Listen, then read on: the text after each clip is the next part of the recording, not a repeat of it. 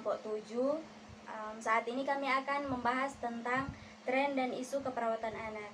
Nah, sebelum itu kami tentu akan memperkenalkan diri dan next to video. Hai, perkenalkan nama saya Fransi Moko Bimbing. Hai, perkenalkan nama saya Hermikio. Hai, perkenalkan nama saya Valencia Mamuka. Hai, perkenalkan nama saya Anggriani Rumitor. Nah, di dalam tren dan isu keperawatan anak ada apa aja sih? Mari kita bahas bersama. Imunisasi adalah upaya pencegahan penyakit infeksi dengan menyuntikkan vaksin kepada anak sebelum anak terinfeksi. Berikut tujuan dari imunisasi. Untuk mengurangi angka penderitaan suatu penyakit yang sangat membahayakan kesehatan, bahkan bisa menyebabkan kematian pada penderitanya. Beberapa penyakit yang dapat dihindari dengan imunisasi yaitu hepatitis, campak, polio, difteri, tetanus, batuk rejan, kundungan, cacar air, dan TBC. Nah, sekarang kita masuk dalam macam-macam imunisasi. Yang pertama, imunisasi aktif, di mana kekebalan tubuh yang didapat seorang karena tubuh yang secara aktif akan membentuk zat antibodi. Contohnya imunisasi polio atau campak. Yang kedua, imunisasi pasif, di mana kekebalan tubuh yang didapat seseorang yang zat kekebalan tubuhnya didapat dari luar. Contohnya penyakit ATC atau anti-tetanus serum pada orang yang mengalami luka kecelakaan.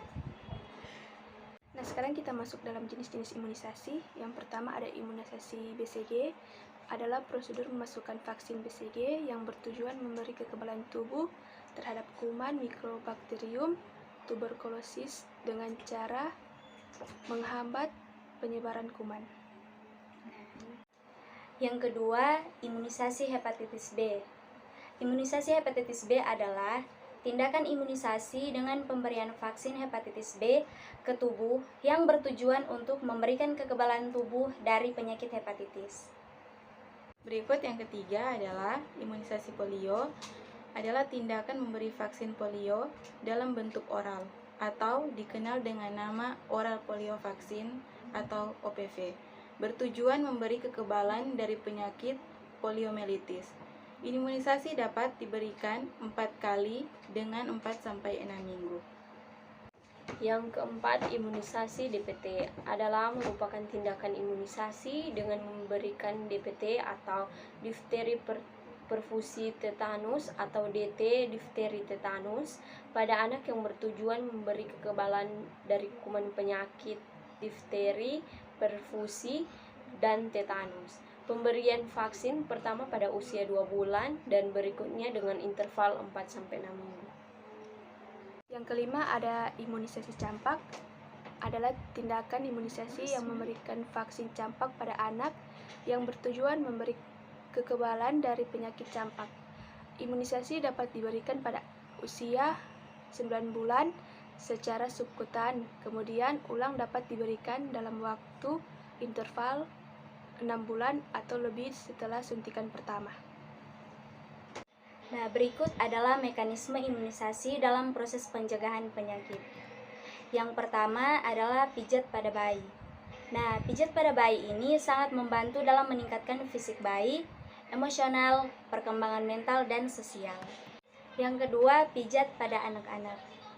Pijat anak berbeda dari bayi dalam banyak cara dan menawarkan banyak manfaat.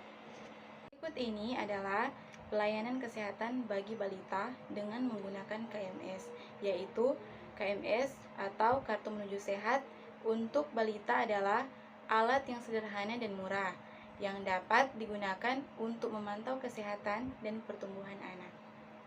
KMS berisi catatan penting tentang pertumbuhan, perkembangan anak, imunisasi, penanggulangan diare, pemberian kapsul vitamin A, kondisi kesehatan anak, pemberian ASI eksklusif dan makanan pendamping ASI, pemberian makanan anak, dan rujukan ke puskesmas atau rumah sakit. Nah, sekarang kita masuk dalam manajemen terpadu balita sakit, yaitu suatu pendekatan yang terintegritas atau terpadu dalam tata laksana balita sakit dengan fokus kepada kesehatan anak usia 0 sampai 59 bulan secara menyeluruh.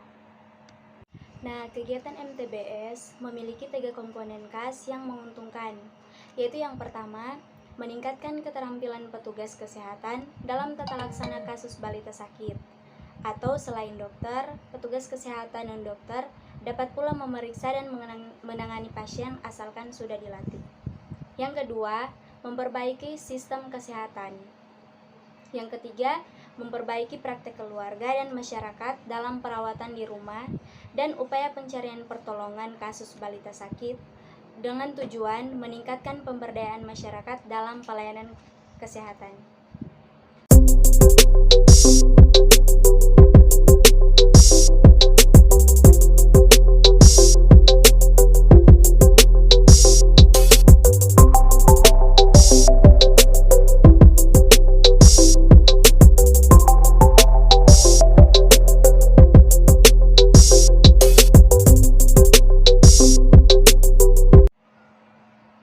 Demikianlah hasil pembahasan kami tentang tren dan isu keperawatan anak. Semoga bermanfaat. Salam sehat.